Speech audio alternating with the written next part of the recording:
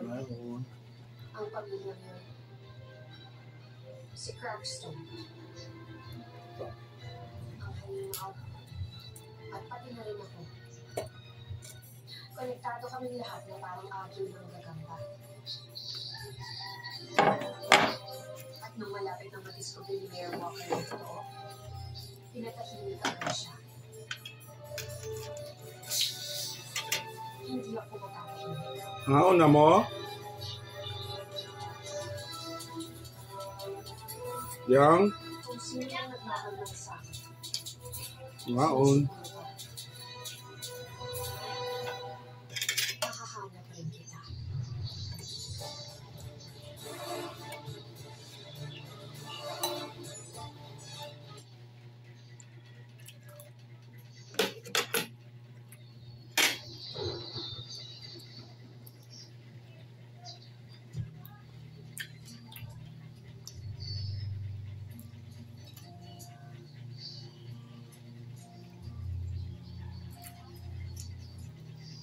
Masaya ako sa mga libing. Nagpupunta na ako mula pa nung natuto ako magbasa ng obituary section. Pinatay si Mayor Walker at alam kong nandito ang salamin. Parang inosenteng nakikisalamuha. Pinaplano ang sunod niyang gagawin. At pinapanood ang mga kinis ko. Alam kong malapit na ako sa katotohanan. Nasa akin ang lahat ng piyesa ng puzzle. Kailangan ko ng itong buuin.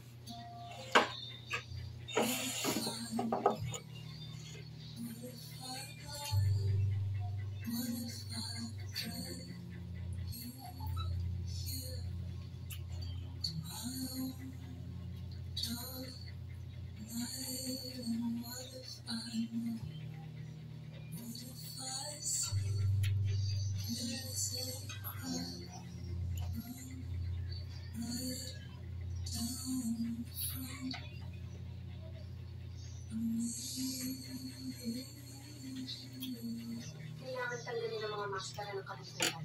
Parang palagi ako may isa hanap ng unahan. Pero hindi ko pa nilalabas ang huling alas ko.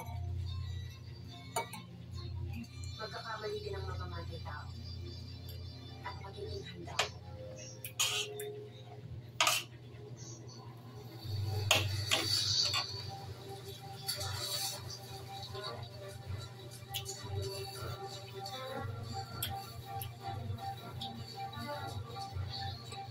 Nagtuho ka magbuto ka.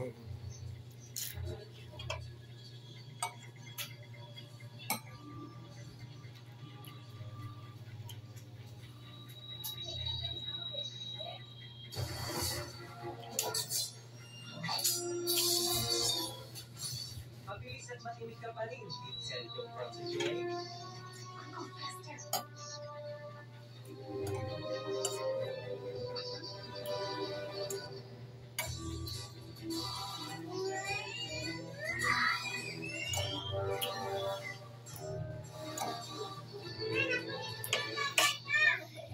Kaya mo na ako patagal sinusundan. Kararating ko lang kanina umaga at bumalik agad ng alaala ko sa lugar na to. Akala ko hindi ka nag-nevermore. Hindi nga.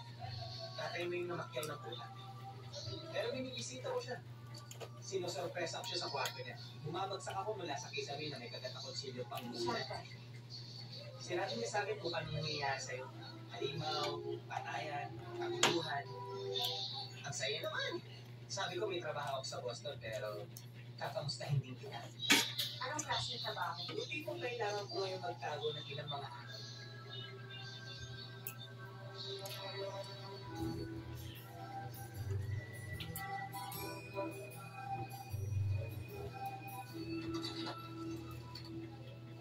Kaibigan ko ang may-ari dito.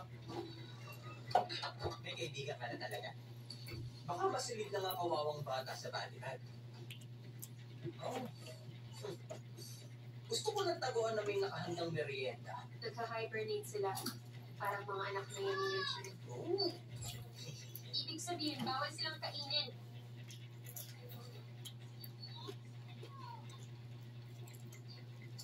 Alam mo, pag tinititigan mo ko ng parang may ginawa akong mali, naaalala ko nanay mo.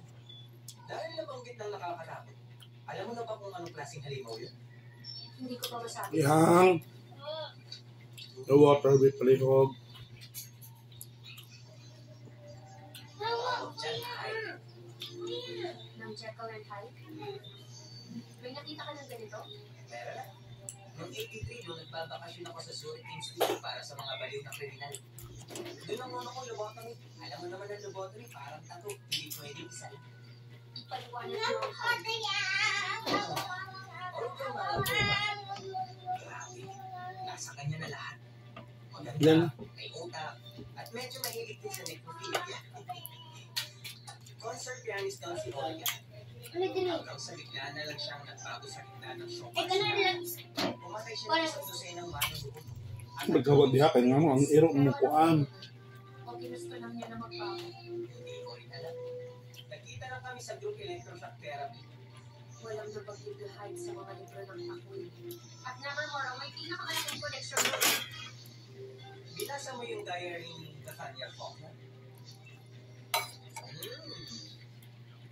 Bago niya tinatagong Nevermore, nilibot ni Faulkner ang mundo, tinatala lahat ng mga komunidad ng mga takwi. Paano mo yun nalaman? Kung tingin mo masyadong hayok ang mga magulang mo ngayon, okay. Minisita ko kasi si Gomston ang gabi dun sa kanyang dorm room. Sabihin na lang natin hindi sila nagbabahay-bahay. Uncle Fester, Paano? ang diary. Nasaan ba yan? Sa library ng Night Shades. Doon ako pinapunta ng tatay mo kasi matatagalan daw sila. At doon ko nakita yung isang maliit na paha. Akala ko naman may laman tong pera o alahas pero ang naman, isang diary lang. Pasukin natin ang library mamayang gabi. Sa ngayon, magtago ka lang dito.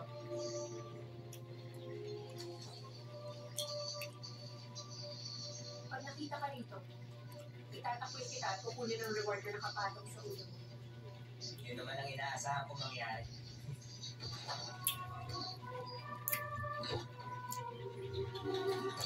Huwag mong gagaliwin ang mga yan.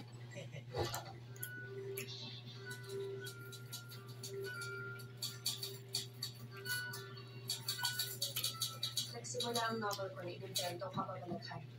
Pero unti-unti itong naging salamin ng sarili kong realidad. Maraming nag-uong tanong pagkatapos kong bisitahin ang Gates Mansion. Kung 20 taon nang patay si Laurel Gates, sinong nasa kwarto niya? Bakit may mga litrato ako ron? At anong koneksyon nila sa halimaw na Hyde? Kung sino man siya, handa siya pumatay para sa mga sikreto niya.